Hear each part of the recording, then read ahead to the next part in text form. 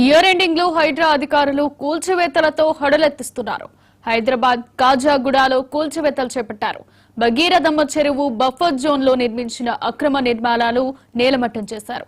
4 ఎకరాల్లో వేసిన ఫెన్సింగ్ తొలగించి 20కి పైగా దుకాణాలను తొలగించారు హైడ్రా సిబ్బంది. నోటీసులు ఇచ్చిన 24 గంటల్లోనే దుకాణాలు ఎలా ఖాళీ చేస్తారంటూ వ్యాపారులు ఆగ్రహం వ్యక్తం చేస్తున్నారు. దీంతో భారీ బందోబస్తు మధ్య ఆక్రమణల తొలగింపు కొనసాగిస్తున్నారు. కాజాగూడలోని భగీరథమ్మ చెరువులో ఆక్రమణపై స్థానికులు ఫిర్యాదుతో హైడ్రా కూల్చివేతలు చేపట్టింది.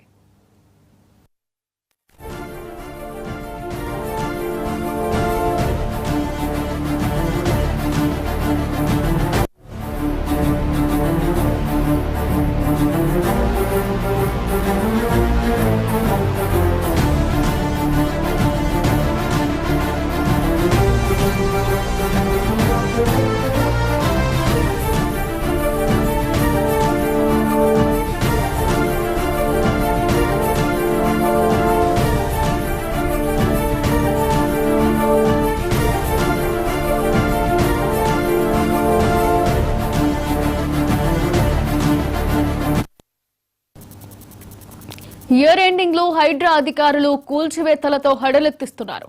హైదరాబాద్ కాజాగూడలో కూల్చివేతలు చేపట్టారు. భగీరథమ్మ చెరువు బఫర్ జోన్ లో నిర్మించిన ఆక్రమణలు నేలమట్టం చేశారు. 4 ఎకరాల్లో వేసిన ఫెన్సింగ్ తొలగించి 20కి పైగా దుకాణాలను తొలగించారు హైడ్రా సిబ్బంది. నోటీసులు ఇచ్చిన 24 గంటల్లోనే దుకాణాలు ఎలా ఖాళీ చేస్తారంటూ వ్యాపారులు ఆగ్రహం వ్యక్తం చేస్తున్నారు. దీంతో భారీ బందోబస్తు మధ్య ఆక్రమణల తొలగింపు కొనసాగిస్తున్నారు. కాజాగూడలోని భగీరథమ్మ చెరువులో ఆక్రమణలపై స్థానికులు ఫిర్యాదుతో హైడ్రా కూల్చివేతలు చేపట్టింది.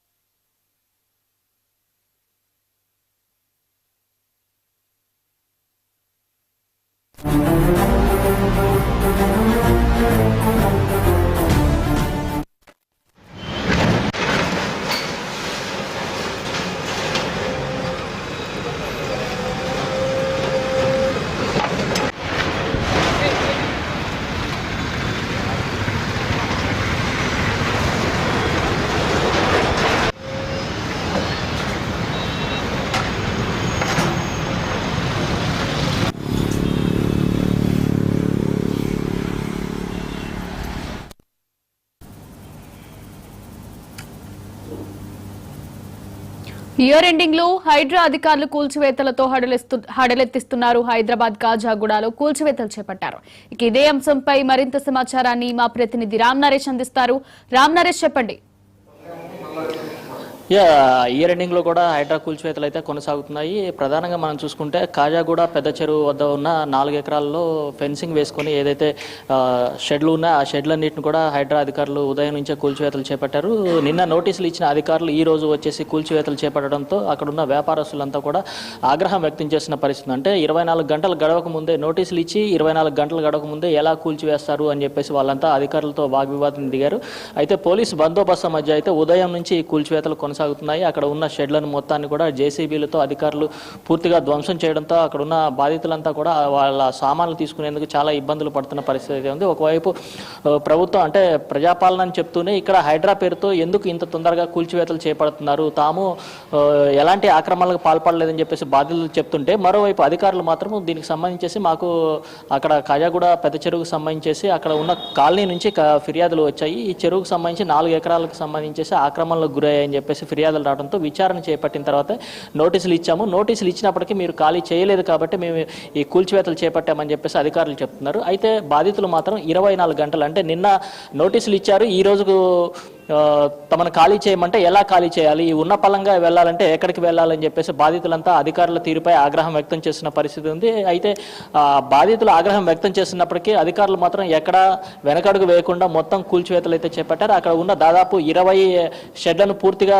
తొలగించడం జరిగింది. దీంతో అక్కడ ఉన్న వారంతా తీవ్ర ఆగ్రహం వ్యక్తం చేస్తూ తమ గోడు వెళ్ళబోసుకుంటున్న పరిస్థితి అయితే కనిపించింది. ప్రధానంగా చూసుకుంటే అంటే ఇప్పుడు హైడ్రా ఏర్పడి దాదాపు 5 నెలల కాలంలోనే దాదాపు 200 ఎకరాలకు సంబంధించిన ప్రభుత్వ భూమిని ఇప్పటివరకు హైడ్రా స్వాధీనం చేసుకోవడం జరిగింది.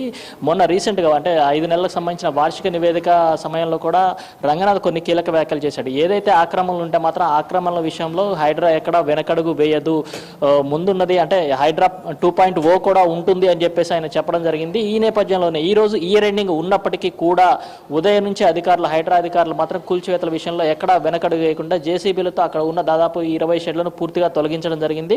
దీంతో అక్కడ ఉన్న వారంతా తాము రోడ్డున పడ్డామని చెప్పేసి తమను ఆదుకోవాలని చెప్పేసి ప్రభుత్వాన్ని కోరుతున్న పరిస్థితి అయితే కనిపిస్తుంది. ప్రధానంగా ఏంటంటే ఇక్కడ ఉన్న వారందరికీ నిన్న నోటీసులు ఇచ్చారు. నిన్న నోటీసులు ఇచ్చేసి ఈ రోజు పొద్దున్నే వచ్చేసి ఎట్లా కూల్చివేస్తారు, తమకు వెళ్లేందుకు కొంత సమయం ఇవ్వాలి, సామాన్లు తీసుకునేందుకు కూడా సమయం ఇవ్వాలని చెప్పేసి బాధితులు ఆగ్రహం వ్యక్తం చేసిన పరిస్థితి ఉంది. దీనికి సంబంధించి ఇప్పటికే కొన్ని పొలిటికల్ పార్టీలు బాధితులకు అండగా నిలిచేందుకు అక్కడికి వెళ్తున్న పరిస్థితి కనిపిస్తుంది.